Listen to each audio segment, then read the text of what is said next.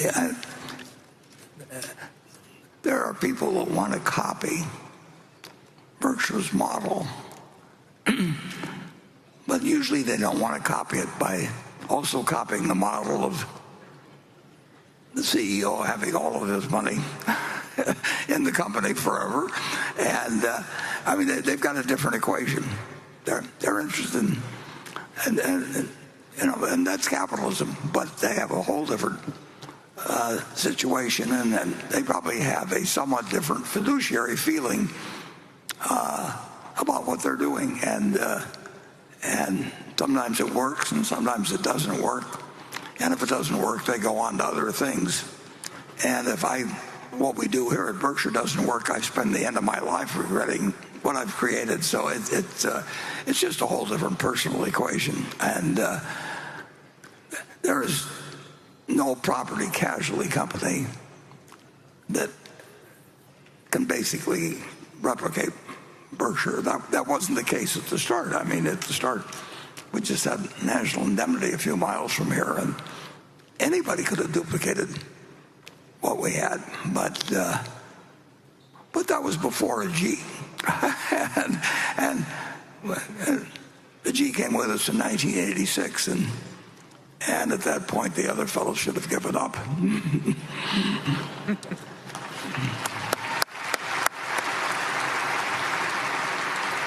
Yeah. Station 7, please. Hi, my name is Marie. I'm from Melrose, Massachusetts. Thank you for the time today. As a young person interested in investing like myself, I would love to hear your insights, Mr. Buffett. What were some pivotal lessons you learned early in your career, and what advice do you have for young investors who are looking to develop their investment philosophy? Thank you. Well, those are good questions. I wish I thought of them myself earlier in my life. Who you associate with is just enormously important, and don't expect that you'll make every decision right on that. I mean, but you are going to you're going to have your life progress in the general direction of the people that you work with, that you admire, that become your friends.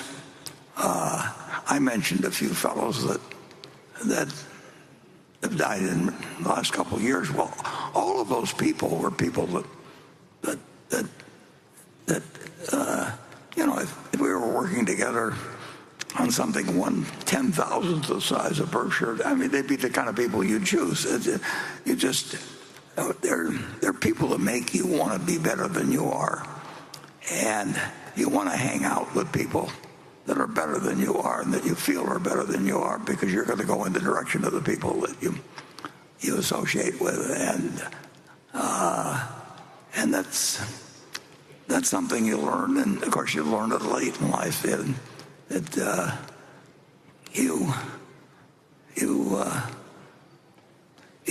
It's hard to really appreciate how important some of those factors are until you get much older. But when you've got people around you like Tom Murphy and like just name them, Sandy Gottesman, Walter Scott, you're just going to live a better life than you do if you just go out and look at somebody that's making a lot of money and decide you're going to try and copy them or something of the sort. So I'd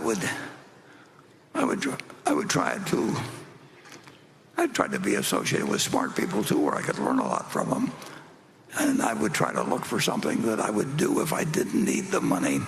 I mean, what you're really looking for life is something where you've got a job that you'd hold if you didn't need the money, and I've had that.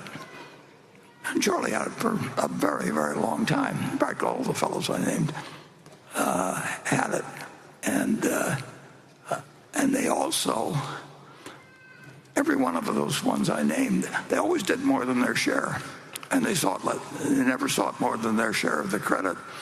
They just behaved as the way you'd like anybody you work with, and when you find them, you treasure them, and when you don't find them, you still keep doing whatever causes you to eat or enables you to eat, but you don't give up on looking around, and you'll find people do wonderful things for you.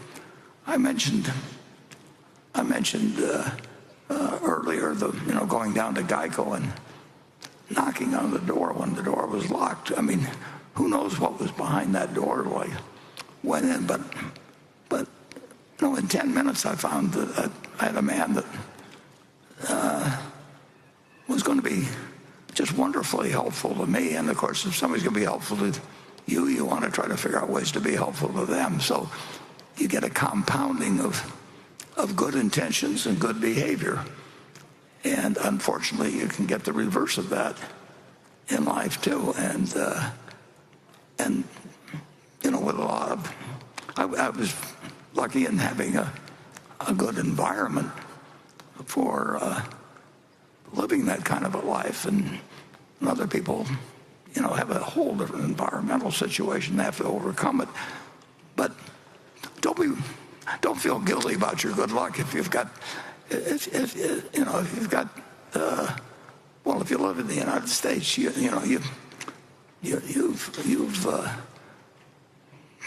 there are 8 billion people in the world, and there's 330 million in the United States. You've already won the game to a great degree, and then just keep making the most of it. But you don't want to associate with people or enterprises that ask you to do something or tell you to do something that you shouldn't be doing. And that's one of the problems. I mean, different professions select for different types of people. And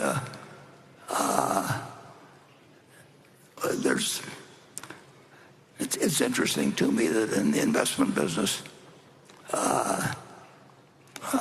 so many people get out of it after they've made a pile of money.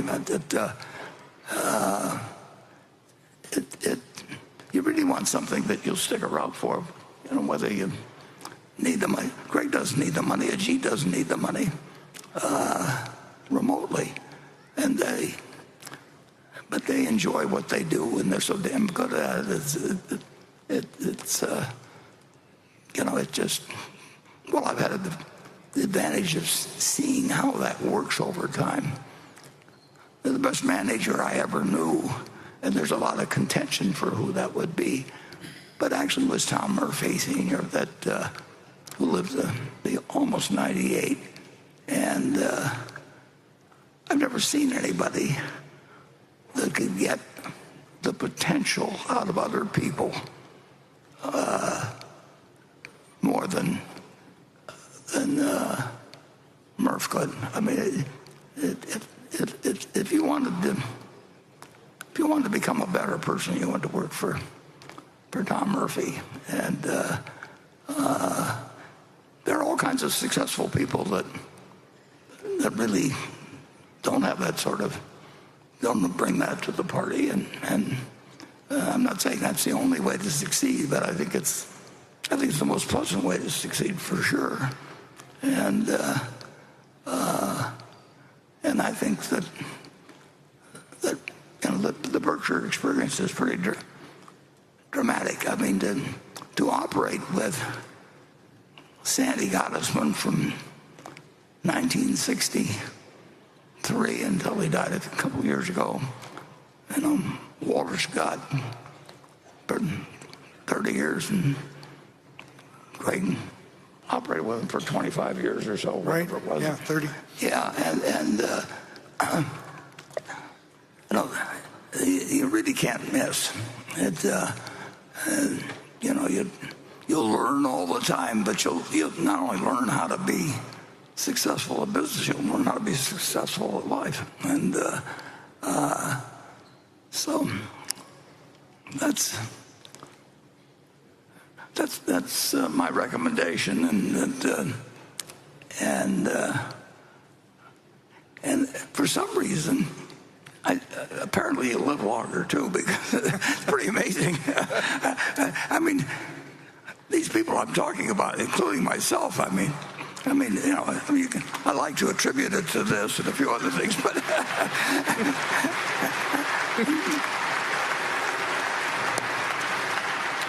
I think a happy person lives longer than somebody that's doing some things that they don't really admire that much in life. Okay. Let's move on to, I guess it's Becky next. The first quarter ended March 31st, and it did show that Berkshire's cash pile expanded from the end of the last year. But the greatest market turmoil came in April. Martin Devine, a shareholder from Scotland who is attending the meeting today, wants to know, has the recent market volatility presented Berkshire with opportunities? And Martin just wrote in an addendum in the last 40 minutes or so, pointing out that you mentioned Berkshire almost invested $10 billion recently, and wanting to know if you could talk more about that. Well, then I can give you a good answer to the second part, which is no.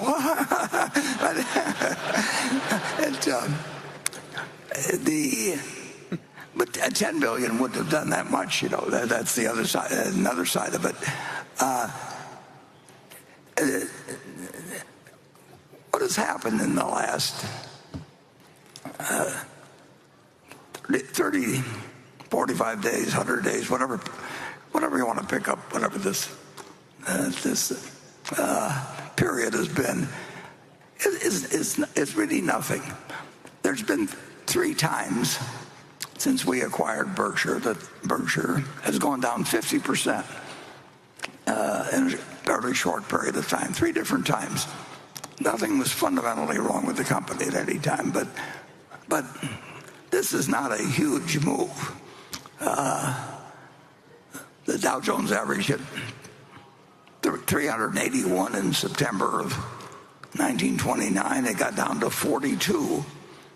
So that's like going from 100 to 11. This has not been a dramatic bear market or anything of the sort. I mean, it you know, like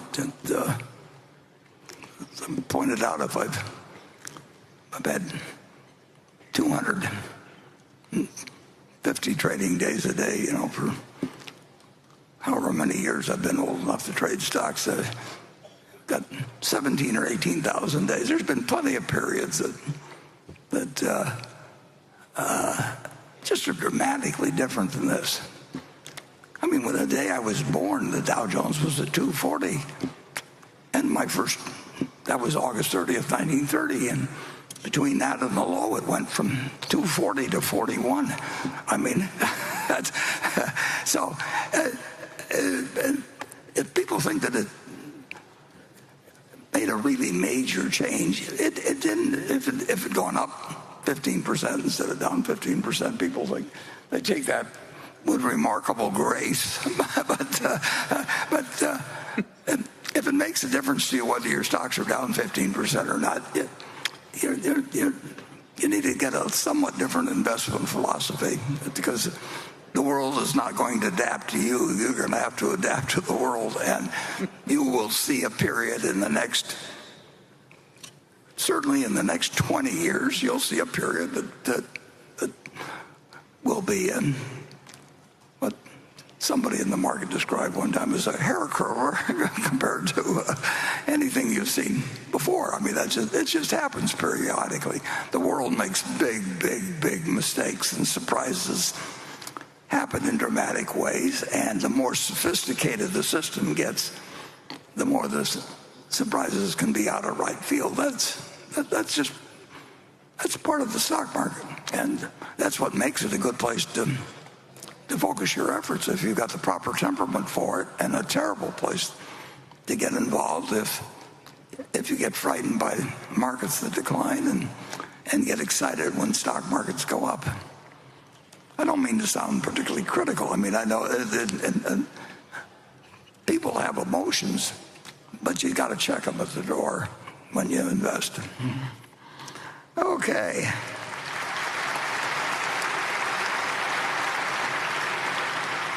Station 8, please.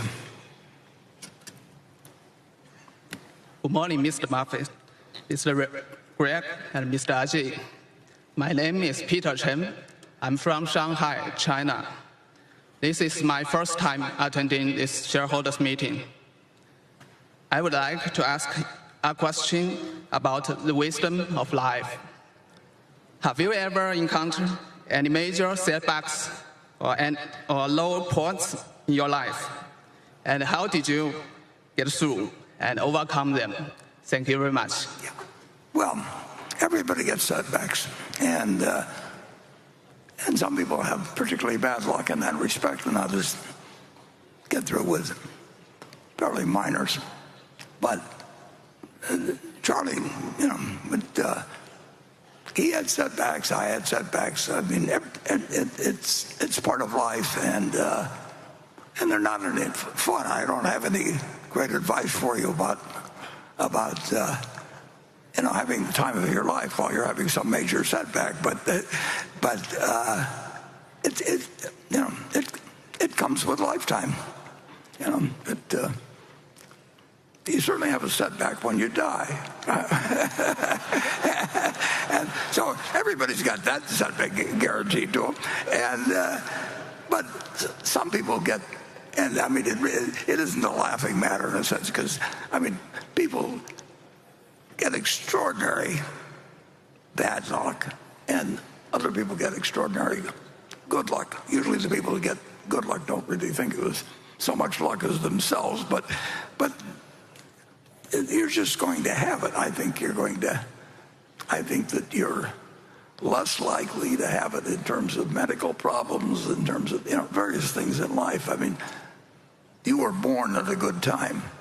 I mean, if you look all the way through the history of China, when would you rather have been born? 100 years ago, 500 years ago, 1,000 years ago, or now? It's just hands down, you'd be lucky. I mean, if I came from 20 generations of shepherds, I think I get kind of tired of my life just looking at these sheep every day. But we can sit here and I can watch Nebraska not quite play the same game of football that we played 20 years ago, but I mean, everything in life has been made so much better that you've got to figure that you do a lucky straw by staying in the womb for a couple 100,000 years and then just emerging at the right time. So I would focus on the things that have been good in your life rather than the bad things that happen, because bad things do happen. But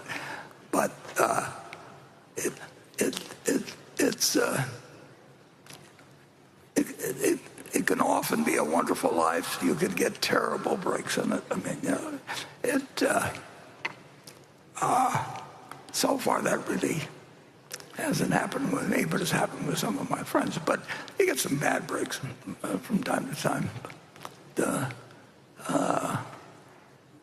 But for 94 years, I've been able to drink whatever I want to drink, and they predict all kinds of terrible things for me, but it hasn't happened yet. So,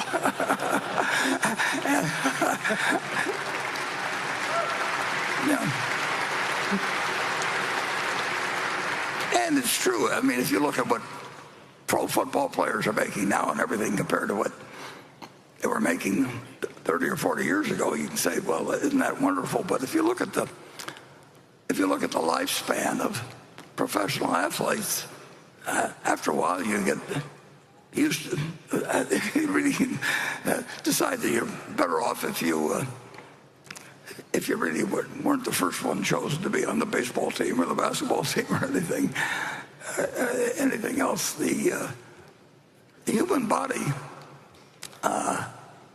well, Charlie and I think I speak for the others to some extent, that we never really exercised that much or did anything. We were carefully preserving ourselves for the years.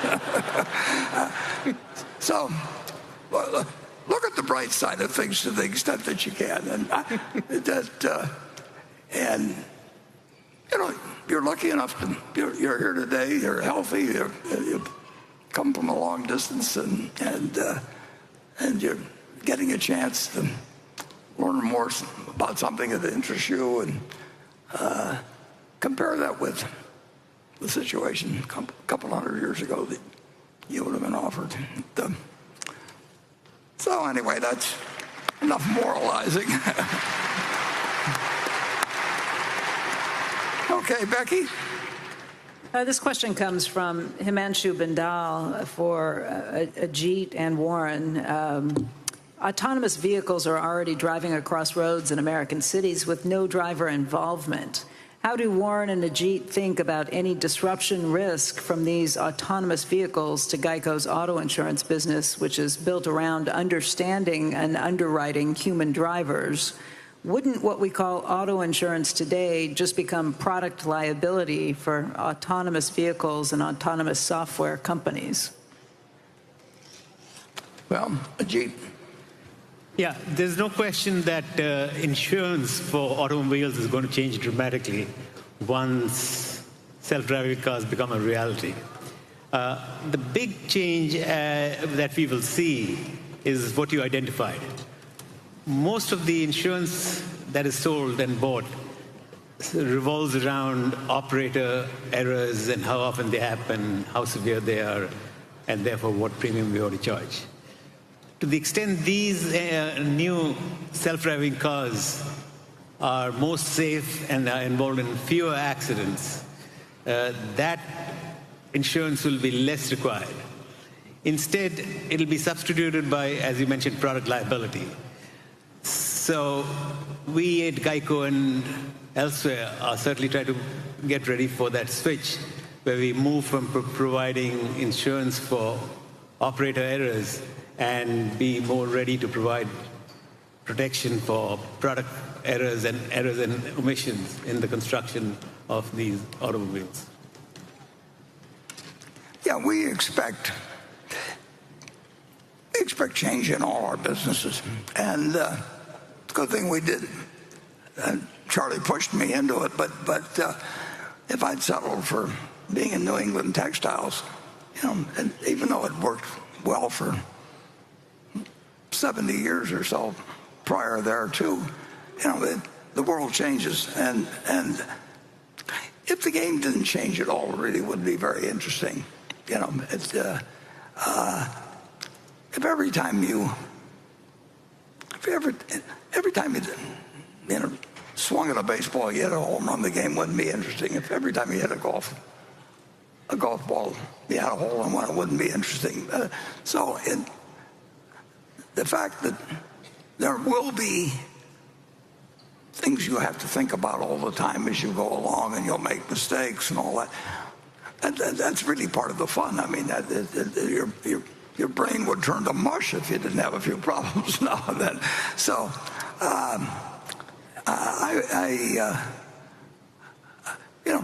auto insurance will change, although it's remarkable how little it has changed. But it's only been around since, for a relatively small time, and who knows what we're doing to move in transportation 100 years from now. If you go back a couple hundred years ago, who could have predicted the United States would look like what it does, and people would move like they do, and people would enjoy themselves like they do? I mean, it's just, it's a dynamic world, and the biggest thing we have to worry about, unfortunately, is that we've learned how to destroy the world too, and in recent years, and so we've got this wonderful world, which now we know that there are 8 countries that, and probably a 9th coming on, that can destroy, and we don't have what I would consider necessarily the perfect people leading each one of the 9, or some of the 9 countries. And when Einstein came up with E equals MC squared back in 1905, he didn't didn't dream of the fact, I mean, that energy could really be converted, or mass could be converted into energy in a way that would change the world. When I was born in 1930, they had known about the law of physics that Einstein had come up with. 25 years earlier, nobody, to my knowledge, had thought, what can this do to change warfare in the future? And literally, it just wasn't thought. Einstein didn't think about it at that point. And then in 1939, Roosevelt got a letter around a month before Germany moved into Poland. It got around August 1st. It's the most famous letter in history from Leo Szilard. Leo Szilard couldn't get his letter in front of Roosevelt because whoever heard of Leo Szilard, but he got Einstein to sign it. And Roosevelt probably understood about as much about physics as I do, so he didn't understand it, but he understood that Einstein signed it. So he calls in General Grover, may not have been general then, and said, we should do something about this. And all we did was learn how to destroy the world. And we needed to do it. And Germany had Heisenberg, and he looked like he was ahead of us. And we can't put that genie back in the bottle. And the world does change, and we've got all these we've got wonderful things, but we also have, we have a guy in North Korea. If we criticize his haircut, even, who knows what he might decide to do with. What does North Korea need nuclear weapons for? I mean, can that be a good thing in the world? But they're not going to go away. So it's a world of change, and we are enjoying incredible change that's contributed everybody in this room living so much better than people were living a couple hundred years ago. But we haven't been able to avoid. We haven't changed human beings very much so far. We've certainly changed weapons of mass destruction, but we haven't made much progress with the human race, and we'll see what happens with that. But in the meantime, we'll see changes in auto insurance too, and cars, and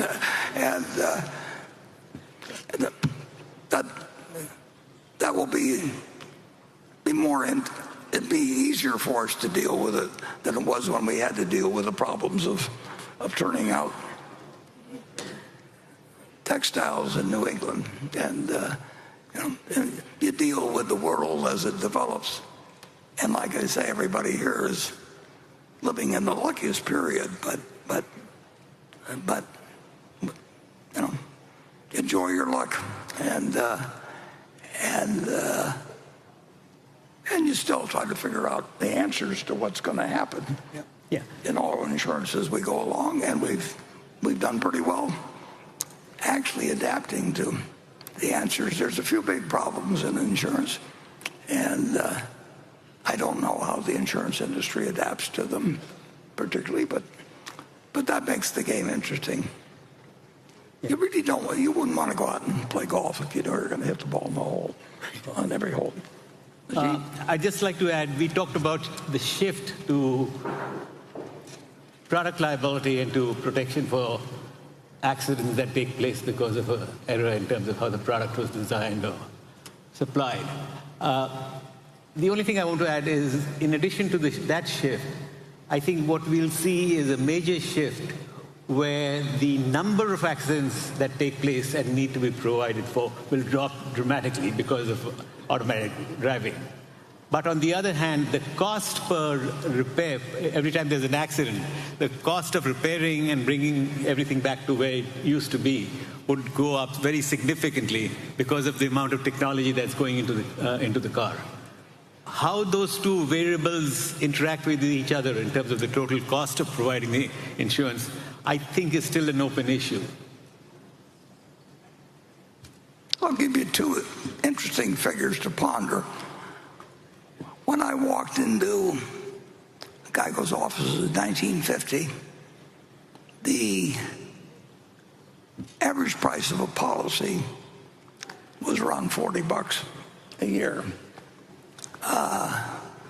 It varies all over the lot depending on location and everything, but you know, it's pretty easy to get up to $2,000, and depending on how urban your areas are and everything can get considerably higher. During that same time, the number of people killed in auto accidents have fallen from roughly 6 per 100 million miles driven to a little over 1. So the cars become incredibly safer, and it costs 50 times as much now, or thereabouts, to buy insurance policies. So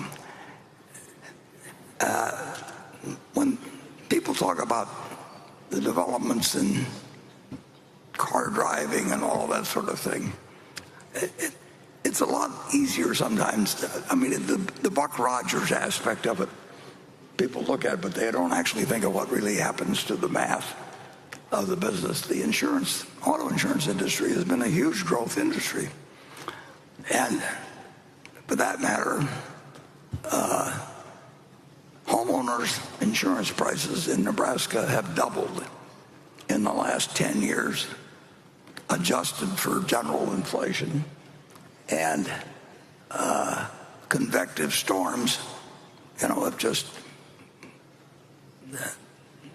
gone on a tear, and it's still unprofitable to write a homeowner's insurance in Nebraska after doubling the price in the last 10 years. So it's very hard to predict what these big changes mean, and you just have to keep thinking all the time. But you don't want to read some research report that says the world's coming to an end or the world's going to be wonderful because of this or that, because there's about 50 other developments going on at the same time that you need to think about, and that you need to keep observing as you go along. You never reach an answer in this business. You reach a point of action that you take, but we try to get into as high probability things as we think we can do and play the game in the same way. But it will be different than you think. and you should wake up every morning and think about that too if you're in the business of managing businesses. Hey, Warren, as we approach the break, would you like to address the operating earnings? Oh, yeah. First quarter? Yeah, let's put up we released our 10Q this morning, and we always try to do it on a Saturday so nobody gets a jump on other people. And we just have three simple charts. You'll see that our insurance underwriting income was down dramatically for the first quarter, and last year was as good a year as you'll see in insurance. And it's always unpredictable in insurance, but everything broke our way, or the insurance industry's way last year. Prices are down this year. Risks are up this year. So you don't have to be a genius to figure out what the answer is on that. So, but we do have unusual advantages in the insurance business that can't really be replicated by our competition. That doesn't mean they aren't trying to get advantages we don't have. But we'll try to replicate anything that seems better. In fact, we'll try and top it. But I wouldn't talk about our insurance business as much as I do unless I really thought we had some really permanent advantages in a very, very large industry. We just announced within the last 24 hours that we in Zurich and Chubb have arranged a joint operation to be the writer of really large sums that very few people can do. And of course, we got to write them at the right price in terms of liability. But we can do that sort of thing without blinking. And anybody that wants to do it wants to get us in it. I mean, so anyway, our investment income did not change that much because we have a float that grows a little bit, which gives us more money for investment, and then we have retained earnings, which grow. So we would expect in any year to have like 40 billion or more that will build up investments unless we find things to do with it. So the investment income rates on treasuries are less than they were, or short-term bills, I should say, are less than they were before. So you had that negative effect pulling it down, but not that much. And we had more money, so we came up with a little more in the way of earnings. The railroad is earning a little more than last year, but it's not earning what it should be earning at the present time. But that's solvable and is getting solved. And it's still an incredible asset for Berkshire. The energy company last year was having particular problems, and those are absent this year, so those earnings are up. And then among our range of general businesses, they were pretty much a push. And I think you did a little calculation the other day on how many were up and how many were down. Greg? Yeah, of our 49 that we measure closely, 21 were up and 28 were down. So you can tell it was really a mixed quarter when you go across the non-insurance operating businesses. Yeah. The next slide, I'm getting a 5-minute warning here. We'll throw the long ball now. Shows our financial condition, which continues to hold a lot more in cash and treasury bills than I would like, but that's simply a question of when opportunities occur, and if you get real opportunities every 5 or 6 years, you have to be patient. Charlie always pointed out that we made most of our money out of about 8 or 9 ideas over 50 years, and we talked about it every day, and we read every report, and we did everything else. But if you think you can get an idea a day from listening to your Frederick book or doing a lot of reading of the financial information published, or forget it, because every now and then you get extraordinary opportunities, and most of the time you don't have much of an edge. So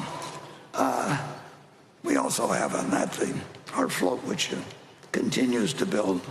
I don't think there's no company that has, property casualty company that has our float as their achievement. Yeah, clearly we are heads and shoulders above anyone else. Yeah. So that is money that, as long as we're writing it, an underwriting profit is absolutely free money. And we would expect that over a 50 or 100-year period that we would be able to say the same thing. But there will be years when you have a very bad underwriting record, and it'll lead into the float earnings. But so far, in the last 20 years, I think we've only had, one underwriting loss of any. Yeah, I think if you look at the entire range, including life insurance, our cost of float is 2.2 negative. That means we've got the float plus somebody's given us 2.2% of that as cash to... Yeah, it's like running a bank where people leave their money with you and you pay them minus 2.2%, and you don't have any check clearing or anything else to do, and it's included in that. So,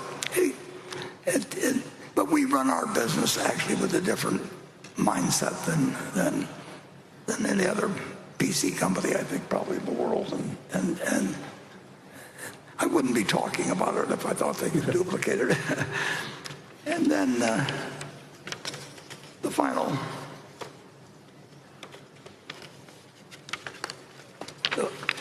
page is on share repurchases, and clearly we have not made share repurchases so far this year. And share repurchases, if Berkshire buys Berkshire shares and repurchases, we now pay more than you will pay if you buy Berkshire shares. I don't think people generally know that, but there is a tax that was introduced a year or so ago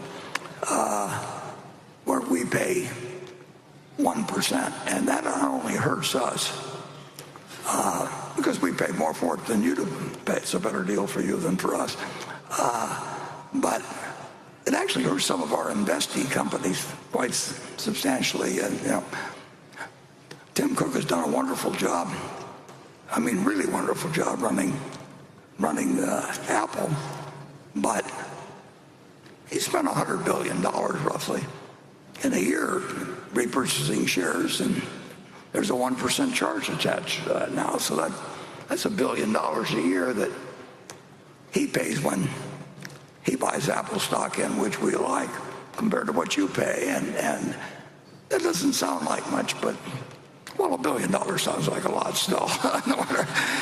But there are people that want to increase that particular rate dramatically, and you won't read about it or anything like that, but it does make it slightly less attractive than it was before, and we will only buy in our shares if we think that they're almost certainly underpriced, as valued very conservatively, and we get that opportunity occasionally. But the higher that charge goes that the federal government charges us for doing it, the less we will be able to do repurchases. So on that happy note, we will rejoin at 1 o'clock, and we will, I'm sorry.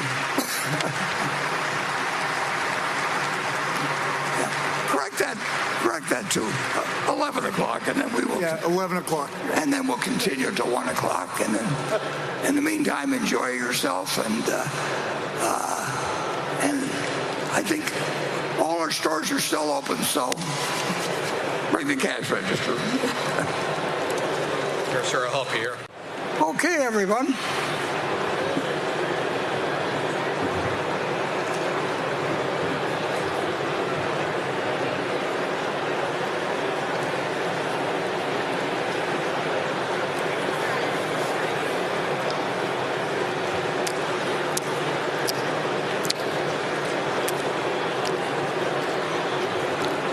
Okay, we're ready to go, and I'm going to lead off by actually recommending a movie. I know that's why you came, but I would recommend to all of you that you go to Amazon Prime.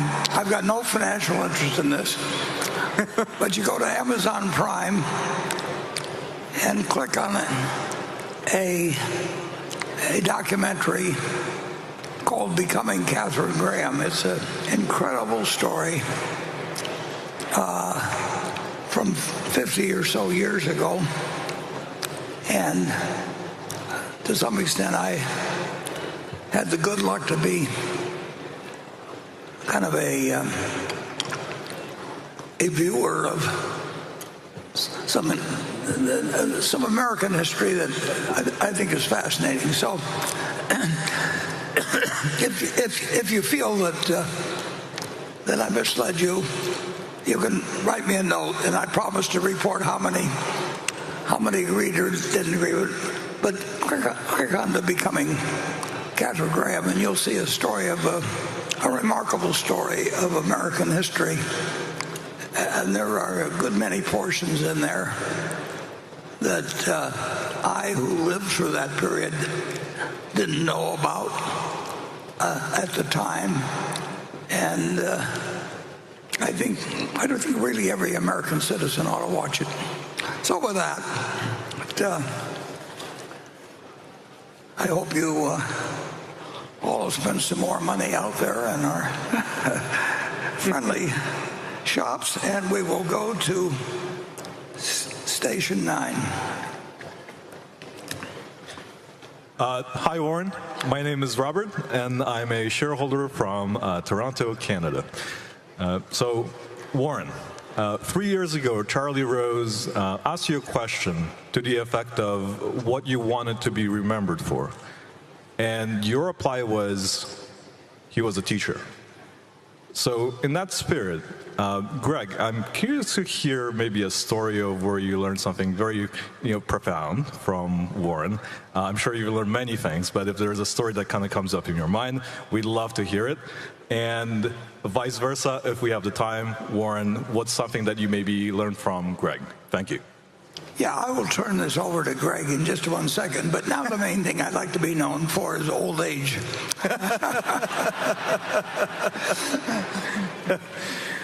Well, Warren is obviously a remarkable teacher, and I benefit from that every day, and as I've already touched on, for many years. I'm fortunate that if I had to be remembered as something right now, obviously I'd want to be remembered as a great father, but equally a coach.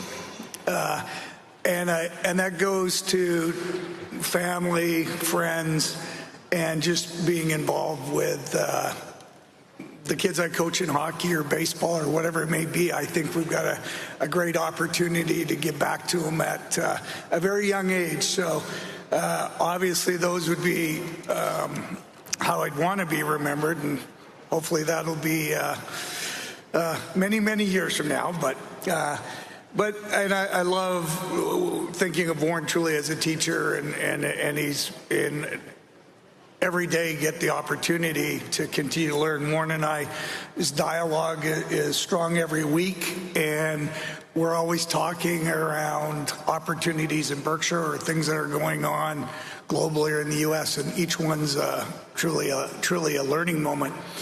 I'll maybe go back to the very first meeting with Warren, and because it still stands out in my mind. Obviously, it was an incredible opportunity. Warren was buying or acquiring Mid-American Energy Holdings Company at that time, or thinking about it, and I had the opportunity with my partners to go over there on a Saturday morning, and we're discussing the business, and Warren had the financial statements in front of him. And like anybody, I was sort of expecting a few questions on how the business was performing or a variety of things, but Warren locked in immediately to what was on the balance sheet and the fact we had some derivative contracts, the weapons of mass destruction. And associated with the utility business, we do have them because they use them to match certain positions, and they're never matched perfectly, but you do have them, and we're required in the regulated business. But I just remember Warren going to it immediately and asking the composition of it and what was the underlying risk in it, and wanting to thoroughly understand it. It wasn't that big of a position, but it was absolutely one of the risks he was concerned about as he was acquiring Mid-American, and obviously in light of Enron and everything that had gone on, it was a very pertinent question. And then the follow-up to that was Then there's an energy crisis in the U.S. Around electricity and natural gas, and a variety of folks were making significant sums of money. This is a year, 18 months later. And Warren's follow-up question a couple of years later to me was, and I knew it was more just checking or testing, so how much money are we making during this energy crisis? Are we making a lot? Are the speculative positions in place, and are we making it? And the answer was, we're really not making any more today than we would have been 6 months ago, because all those derivatives were truly to support our business and weren't speculative. So just that focus on understanding the business of what he was acquiring, understanding the risks around it, still stand out in my mind. Warren? Yeah, that's one thing we've really never talked about here, but I spend more time looking at balance sheets than I do income statements. And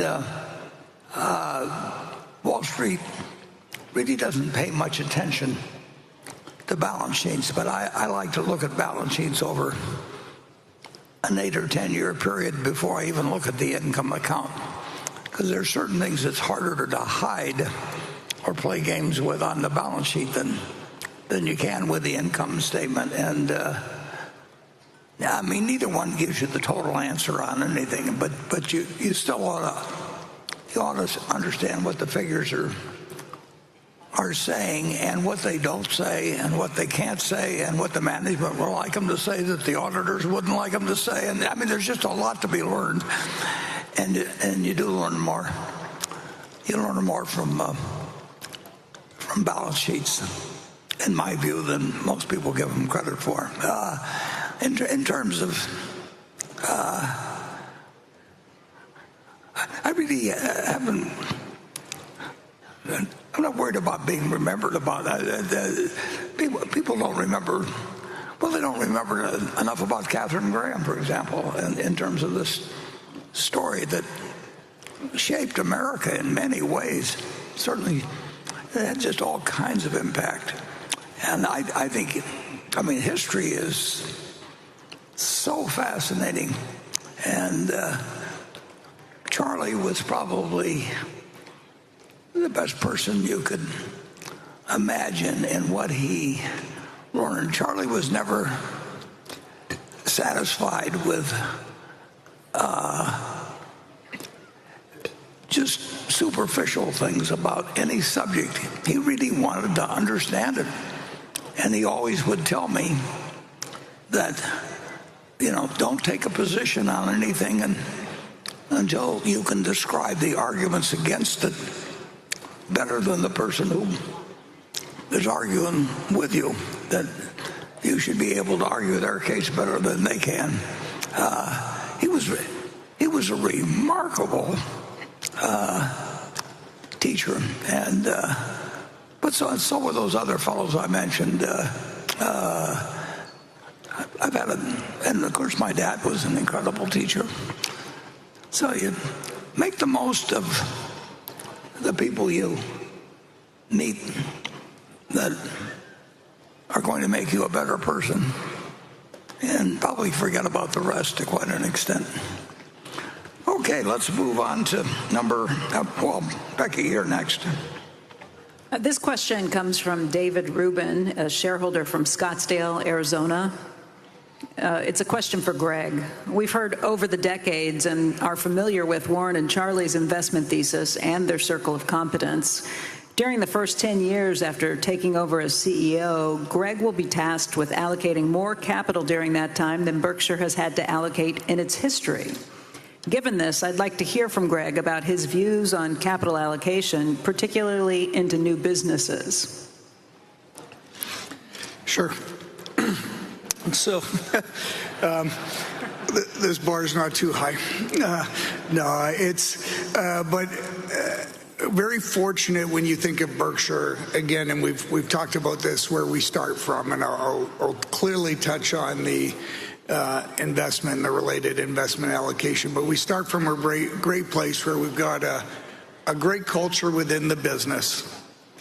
We have values that we, as a management team, and really, as defined by Warren and those Charlie and everybody associated with the business, we've got great values that really set Berkshire up well for the future. And obviously, as we deploy capital and allocate capital, it's critical to Berkshire as we go forward, and equally it's around managing risk. But when I think of our values, there are a couple that are absolutely critical. One, will maintain the reputation of Berkshire and that of our company, and I view that in investing or how we operate things across each of our businesses. That will always be a priority and something that will ensure is in the forefront of our minds. I think equally, as we then look at our back to Warren's balance sheet comment, we will have a fortress of a balance sheet. And we want to, I thought Sue Decker, our lead director, said it well yesterday. We've got a significant set of cash right now, but it's an enormous asset to have that. And that will continue to be a philosophy. Yes, when we can deploy it, we'll deploy it well, and I'll come to that. But equally, we do recognize it as a strategic asset. And it allows us to weather the difficult times and at the same and not be dependent on anybody. So again, that will be an investment philosophy. We will remain Berkshire, and we will never be dependent on a bank or some other party for Berkshire to be successful. Thank you.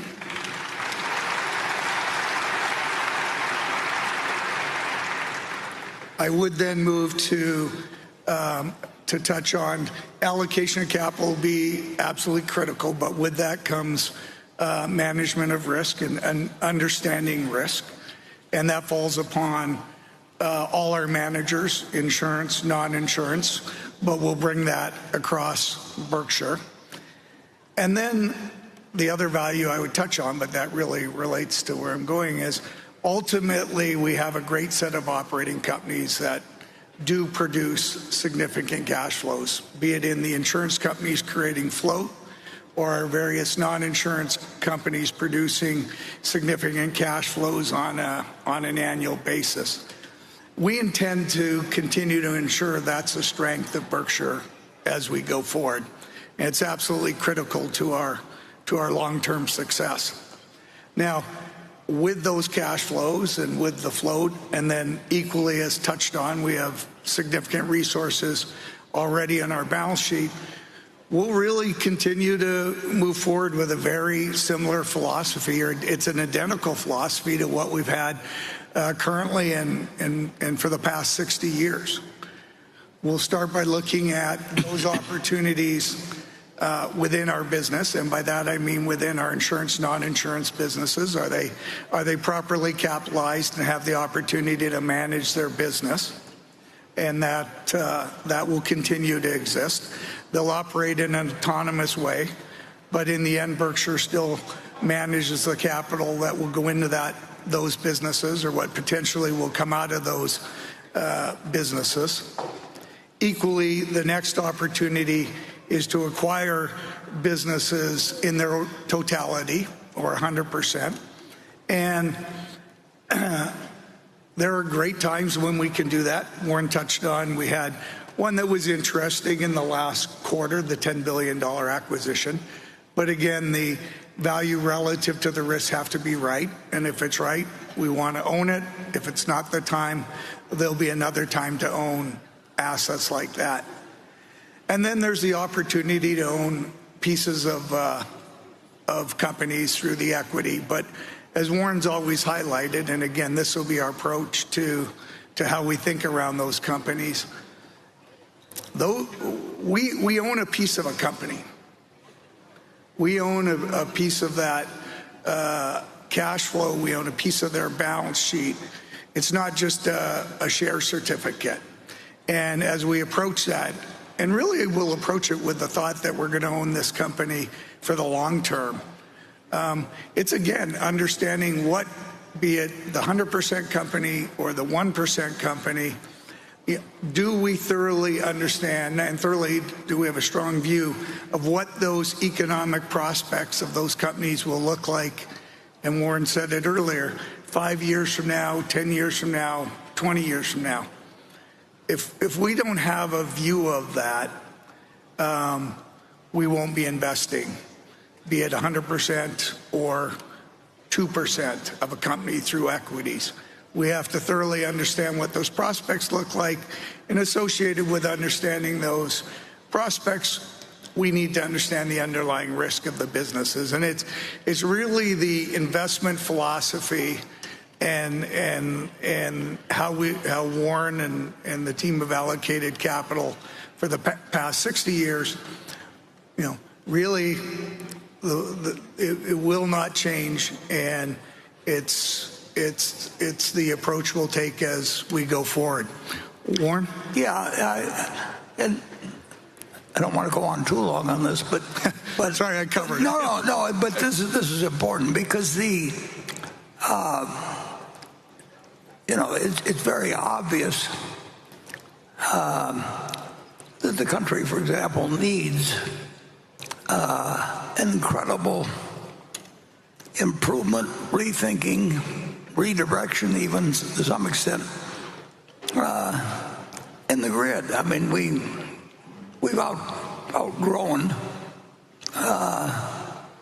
what would be the model that America should have, and in a sense, it's a problem something akin to the interstate highway system, where you needed the power of the government really to get things done, because it doesn't work so well when you get 48 or 50 jurisdictions that each has their own way of thinking about things. And of course, in World War II, we called in people at $1 an hour, and we knew we had to turn out ships like crazy, and we knew that we had to convert Ford Motor from being a car manufacturer into an aircraft manufacturer in a matter of days, not weeks, not months.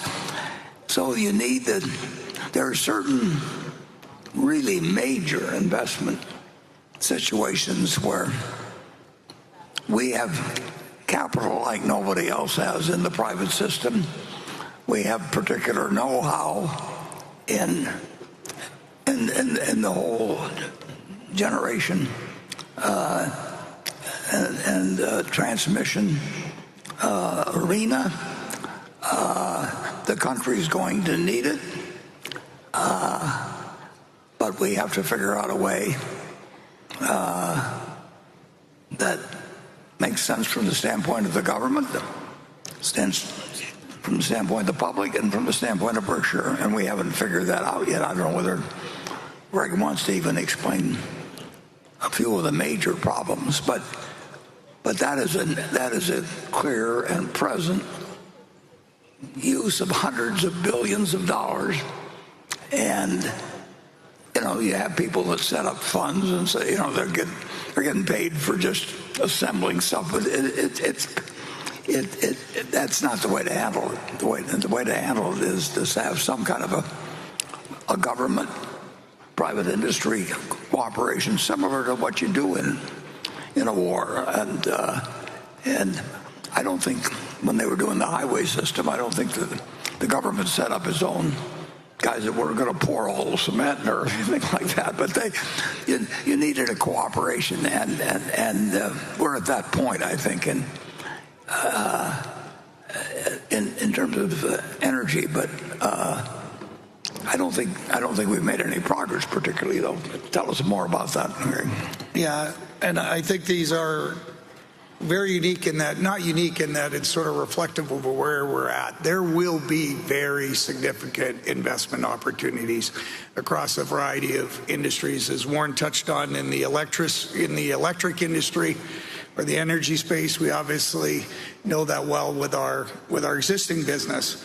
And the capital required to meet the long-term needs of what's currently projected as demand is enormous. And we as Berkshire will be in a good position to help address those needs. But the model around it and the risks that need to be addressed to deploy that type of capital will be different than they are today. Warren's point. Yeah, the muscle of the federal government will be needed, but the test of whether you can have 48 or 50, depending on the nature of things, jurisdictions that are cooperating to do something that has opposition, will have opposition in every single state. If they'd taken a vote during World War II, or if they'd taken a vote on the interstate highway system, it would have been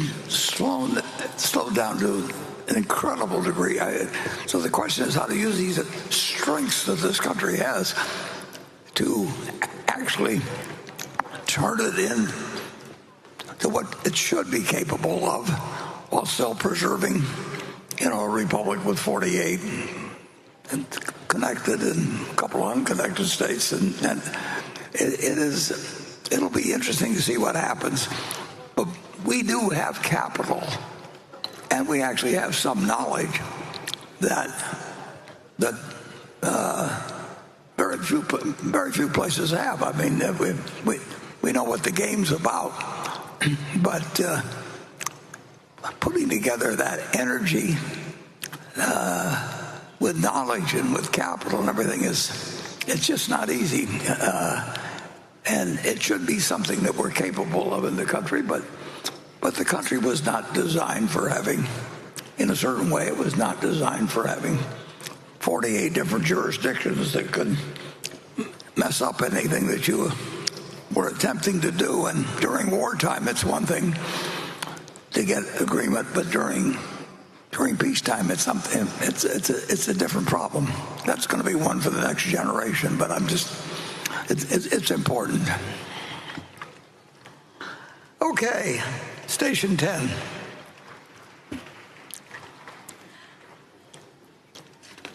Good morning, Mr. Buffett and Mr.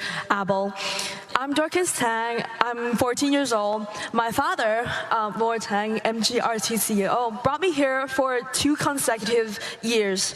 And I promise I will come back every year since I queue up at 2 in the morning every meeting you hold. My dad owned BRKA shares, and he said I need to work hard to earn my piece of BRKB.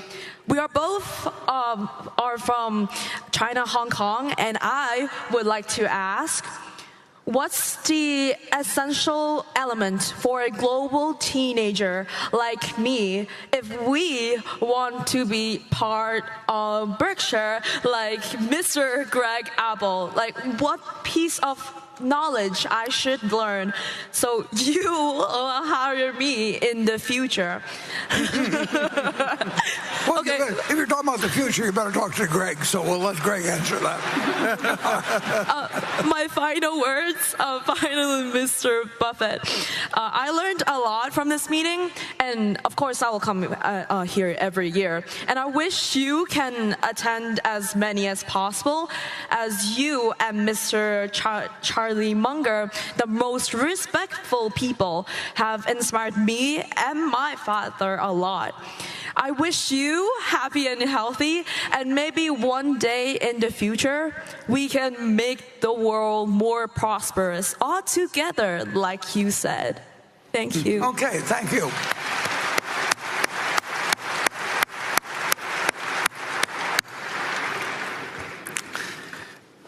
Yes, well, I think your dad said it best. He highlighted that to become part of Berkshire, to own some Berkshire shares, you're going to have to work hard. And I think hard work takes all of us a long ways in life. And I would never diminish that. There's a lot of things that matter in life, but if you start with a great work ethic and have that attitude that you want to contribute, you're going to go a long ways in life, and you'll find great enjoyment, because as Warren said, you'll then, if you work hard, you're going to find the things you love in life, and it'll lead to that. And we truly look forward to the day you're part of Berkshire. Thank you. Yeah. Keep a lot of curiosity and read a lot, as Charlie would say. Okay, Becky. This question comes from Matthew Tezak in Layton, Utah. He said, please discuss your strategy on how to protect our company from future liabilities due to wildfires blamed on our electric utility companies out west. Well, that's a very good question, and we made some mistakes in the past when we bought Pacific Corp in 2005. Yes. Walter Scott and David Sokol and myself, three guys who capitalists at heart, and we're dealing with our own money, but we made a mistake by not carving it up into the 7 states that we were buying, and it came with an aggregation where it wasn't state by state, and we kept the same structure, and that was a big mistake.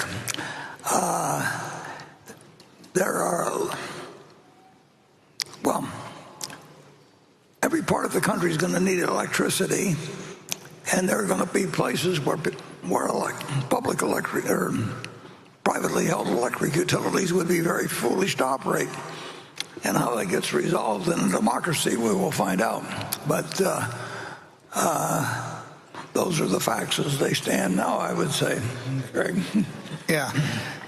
The reality, the risk around the wildfires, i.e. do the wildfires occur, they're not going away. No. And we know that, and the risk probably goes up each year. But what we can do to reduce the risk of it impacting our system and our underlying assets and unfortunately the liabilities that come with such events, we can change that and manage that. We can't eliminate the risk, but we can reduce it.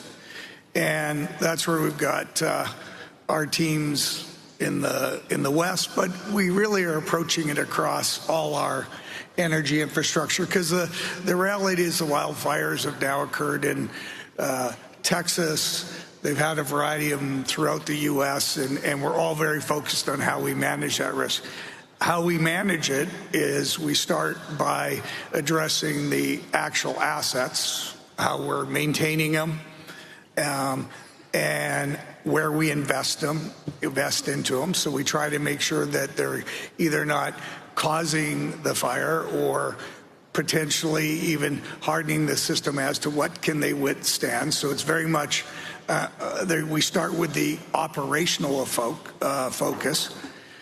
We then take it even further, and this is something Warren and I've discussed many times, is that the utilities started to recognize when we have these unusual weather events, and Warren touched on what's been happening in Nebraska with storms, but they're equally occurring or significant events occurring out west. But when we have those, we've gotten very, very good at saying, okay, we have to manage the system differently. We'll potentially de-energize because there's likely to be an event. But the one thing we hadn't tackled, and this is very relevant to the one significant event we had back in 2020 in Pacific Corp, is we didn't de-energize the system as the fire was approaching. Because our employees and the whole management team have been all their lives trained to keep the lights on. And the last thing they want to do is turn those lights off and have a system de-energized.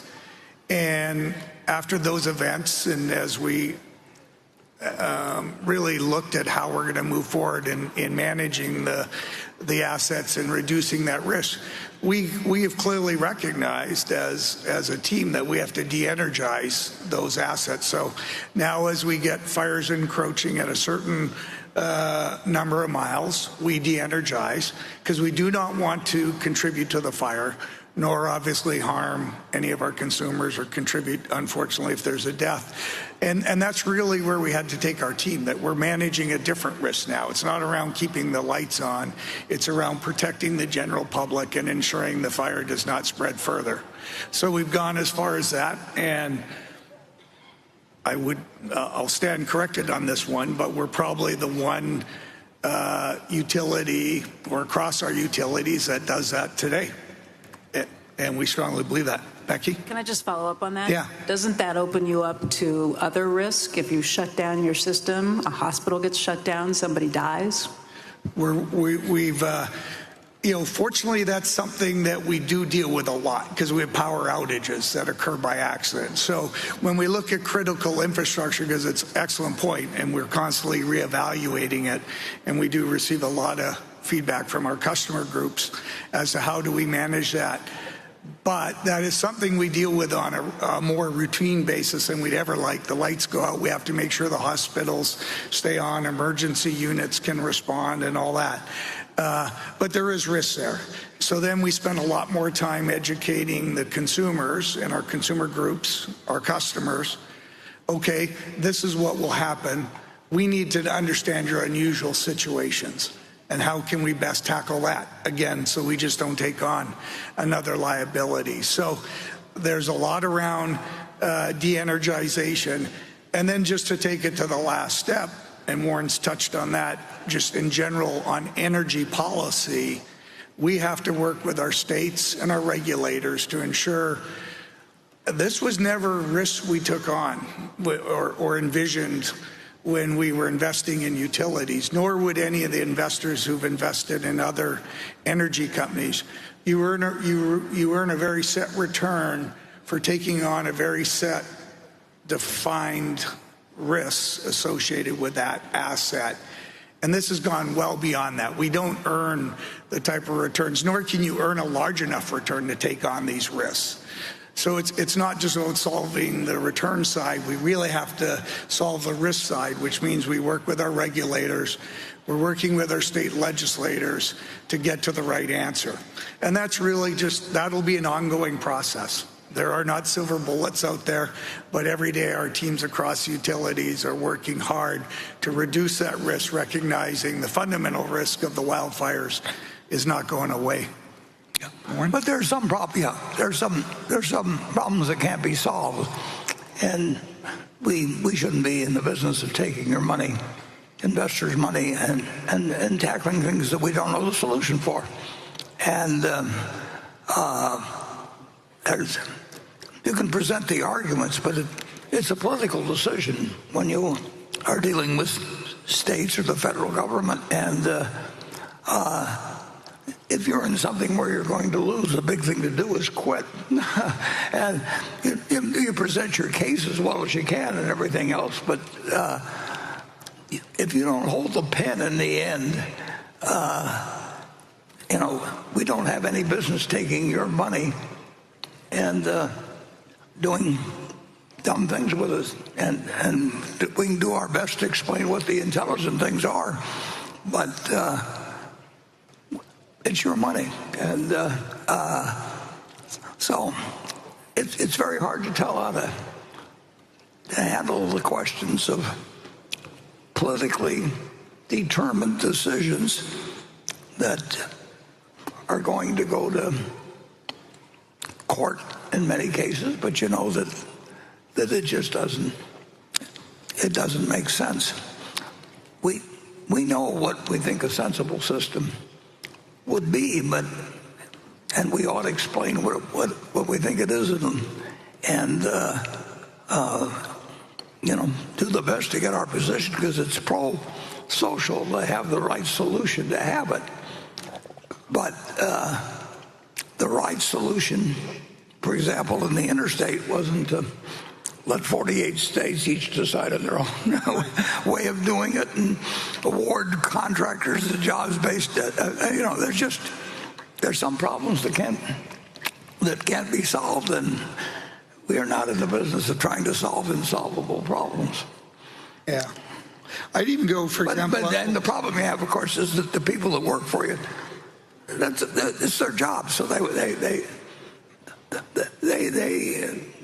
want to have reasons to keep going, and those are tough choices if you're managing, but that's why they have managers. Yeah, Warren, I was just going to add, because you touched on something really important there, that effectively, for example, with the utilities and the wildfires, we can't just become the insurer of last resort, and that we're going to cover any cost and all costs, irrespective of what occurred. And that's a little bit of the situation we're in right now with our largest challenge, a 2020 wildfire, where there were four fires occurring at a challenging time. One, we've always asserted, was a lightning strike that was not inside our service territory. The fire burnt into our service territory, and we became responsible for that fire, effectively through the courts. And we've continued to hold firm that we're not responsible for that. Rightfully, I mean, we didn't contribute to it, and we didn't initiate it, nor did we feel we ever contributed to it. But it's getting, again, if you look at the risks that's there, we have to manage through things like that. We'll get through that litigation. We're happy to report, for example, on that one, after 5 years, the Oregon Forestry Department has come out and said the other fires we did have that we were able to manage and extinguish did not contribute to that fire. And that fourth fire is the largest fire of the four. It's 60% of the claims. We're 5 years into effectively getting that information into the courts. Now, that will outline our legal strategy, obviously, going forward, but it's things we're dealing with. But we continue to learn from this as a utility industry. So we're in very much each of the legislatures, as I said, making sure we get clear definition where liability falls, what can the economic damages be, but most importantly, what can the non-economic damages be? And again, with the thought, we can't be the insurer of last resort. We just can't be responsible for everything that happens in a state. Yeah. If we want to do it with our own money, we can do it, but we're not going to do things with your money that we think are stupid. Yeah. I mean, you ought to get rid of us if we do it. And it's easier to do stupid things with other people's money than it is with your own money. That's one of the problems government has, just generally. We don't want to bring it to private enterprise.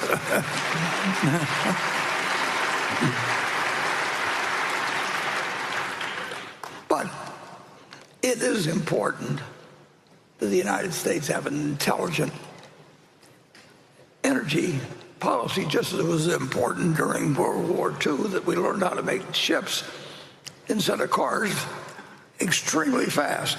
And we figured out the answer. We combined private enterprise with the power of government. And but how feasible that is in a democracy, and it was clearly obvious during World War what needed to be done, and we did it. But it's not so clear when you get 330 million people all arguing their own self-interest, and of course deciding what will happen, and having the people often who are making the decisions reacting as they did 20 years earlier, when they don't really bear the responsibility for the decision. Right. Anyway, that's management, and we'll do our best. Station 11. Hello, my name is Alicja Burek and I'm from Poland, but I currently live in Chicago. This question is on behalf of an inspiring man that I know, Waleed Ahmed, who's here with us today. Mr. Buffett, nearly 74 years ago, on a cold Saturday in January 1951, you traveled 8 hours by train from New York to Washington. You went all the way on nothing but hope that someone might teach you more about the insurance industry. Arriving at Geico's office to find the doors locked, you persisted until a janitor let you inside.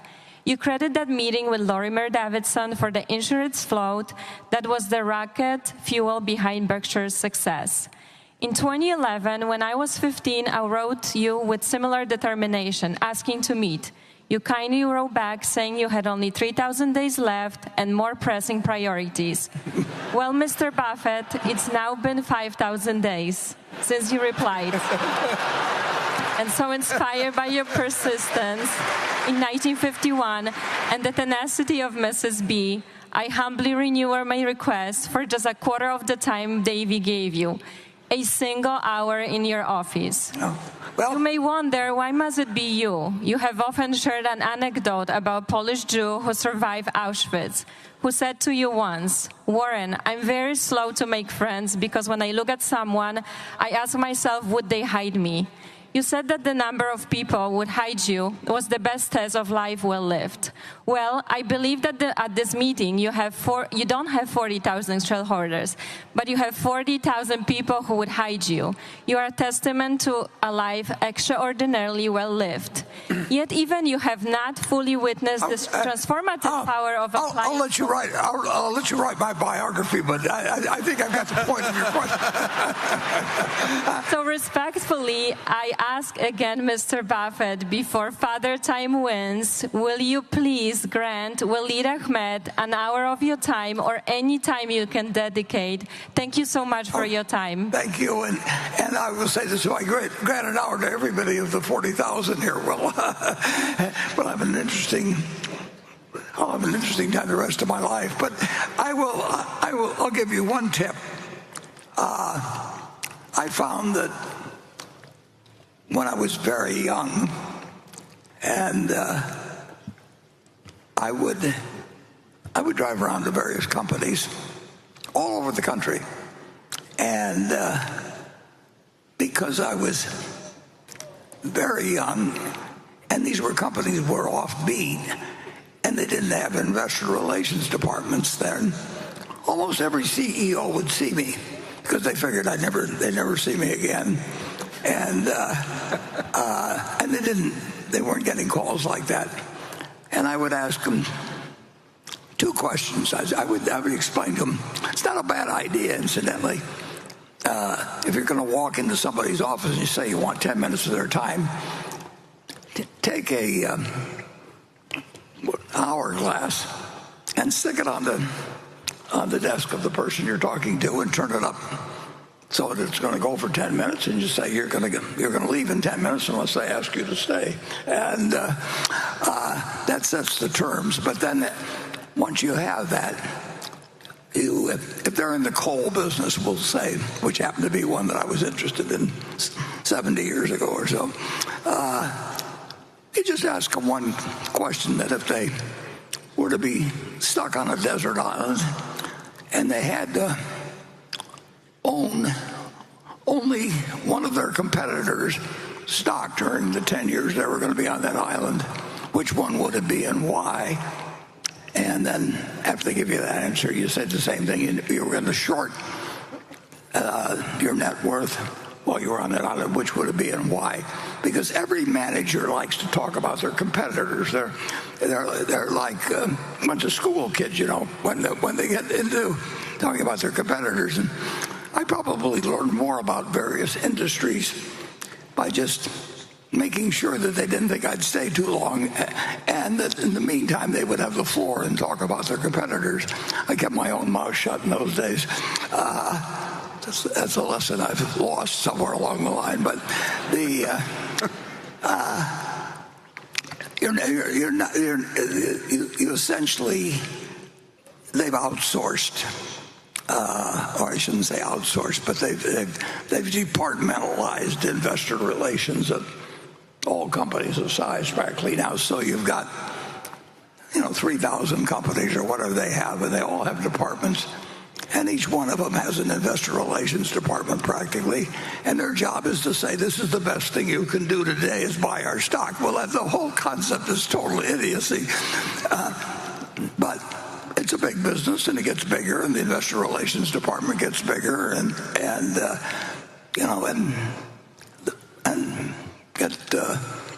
it's what we have now. But do a little of your own work, your own way. But Berkshire Hathaway has got plenty of material out there for you to read. And when you get through reading it all, you'll know way more than most of the people that work at Berkshire. So you don't need a personal interview. If we take an hour times, even the 40,000 people we may have here, plus Becky's many listeners and viewers, it just doesn't work. So I admire your effort, but you'll just have to settle for that as the admiration that you get in this. Okay. Becky? This is a question that you touched on in a lot of ways in the last answer from before, but I did get this question from a few different people, so I'd like to ask it. Ricardo Briz, a longtime shareholder based in Panama, says that he was very happy to see Berkshire acquire 100% of BHE. It was done in two steps. One, in late 2022, 1% was purchased from Greg Abel for $870 million, implying a valuation of BHE of $87 billion. And then two, in 2024, the remaining 8% was purchased from the family of Walter Scott Jr. for $3.9 billion, implying a valuation of $48.8 billion for the enterprise. That second larger transaction represented a 44% reduction in valuation in just 2 years. Ricardo writes that Pacific Corp liabilities seem too small to explain this. Therefore, what factors contributed to the difference in value for BHE between those two moments in time? Well, we don't know how much we'll lose out of Pacific Corp and decisions that are made, but we also know that certain of the attitudes demonstrated by that particular example have got analogs throughout the utility system, and there's a lot of states that so far have been very good, decent to operate in, and there are some now that are rat poison, as Charlie would say, to operate in, and that knowledge was accentuated when we saw what happened in the Pacific Northwest, and it's accentuated by what we've seen as to how utilities have been treated in certain other situations. And then on top of that, so that it wasn't just a direct question of what was involved at Pacific Corp, it was an extrapolation of a societal trend. And secondly, we also had a decision we didn't expect out at all, the real estate business, and those kind of things can change values, and courts can change values. And it's a lot easier to make those decisions when you just own marketable securities than when you own businesses. And I've made plenty of those decisions as I've watched what have happened in various industries and companies in over 70 years. But Greg made the decision, which was fine with us, to get out. Well, and he had no knowledge of what was going to be happening in either the real estate field or the utility field. And we're not in the mood to sell any business, but Berkshire Hathaway Energy is worth considerably less money than it was 2 years ago based on societal factors. And that happens in some of our businesses. It certainly happened in our textile business, and it's happened. The public utility business is not as good a business as it was a couple of years ago. And if anybody doesn't believe that, they can look at Hawaii and Electric, and they can look at the Edison in the current wildfires situation in California, and there's societal trends that are. I just got a note here on my monitor that says the books are now sold out. So you'll have to spend your money on other things. Here's fudge. This is what I'm eating. So, but that's the explanation. Values change, and they don't always change upward. And when we made the deal with Greg, we would have been happy to buy out the Scott family at that price.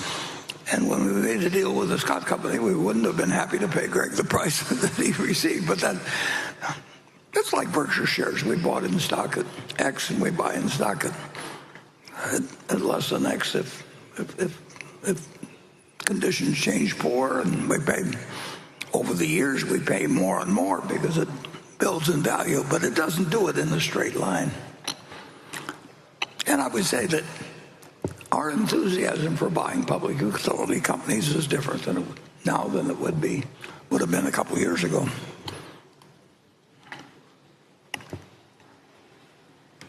That happens in other industries too, but it's pretty dramatic in public utilities, and it's particularly dramatic in public utilities because they are going to need lots of money. So if you're going to need lots of money, you probably ought to behave in a way that encourages people to give you lots of money, and we will see where we go. But we'd like to see public utilities do well, but our responsibility is to the shareholders of Berkshire Hathaway. Okay, station 1 again.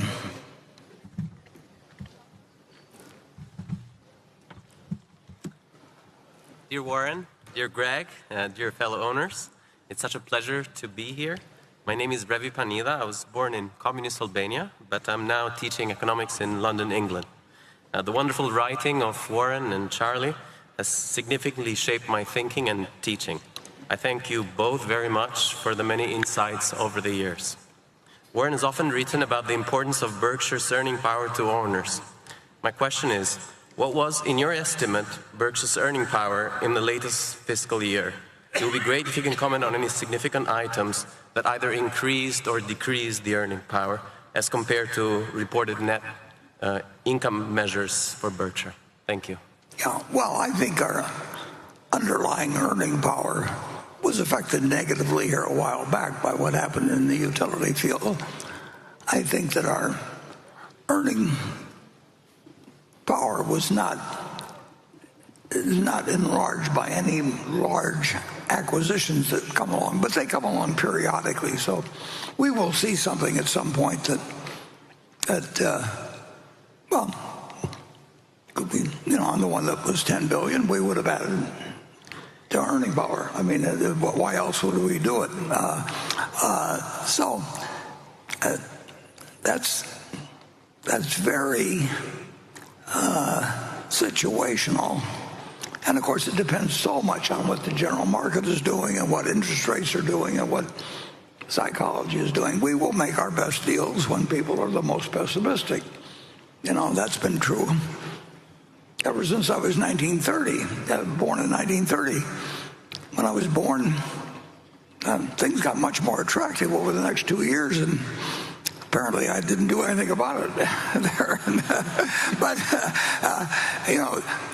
that was the opportunity of a lifetime, and I blew it by, worrying about the kid in the next crib or something. But over my lifetime, I've had fabulous opportunities sometimes, and they happen because humans are human. And I don't, I'm fearful of all kinds of things. I don't want to try and, be one of the Walendas and walk on a tiny strip between a couple of twin towers or something, or whatever it may be. But I don't get fearful by things that other people are afraid of in a financial way. That the idea that if let's say Berkshire went down 50% next week, I would regard that as a fantastic opportunity, and it wouldn't bother me in the least. And most people aren't. They just react differently. And so it's not that I don't have emotions, but I don't have emotions about the prices of stocks. I mean, those decisions get all the way to my brain, whereas emotions can get bogged down some other place. So Berkshire will increase its earning power over time as we retain money. I mean, we are doing things, making decisions every day. People are working, we're retaining earnings. We will build the earning power, but it won't be coming in any even stream, and it certainly won't be matched dollar for dollar on either the upside or the downside in market prices. But that's what makes it a good business. And, the investment business is that everything isn't properly appraised, and the sillier other people get, the better your opportunities get.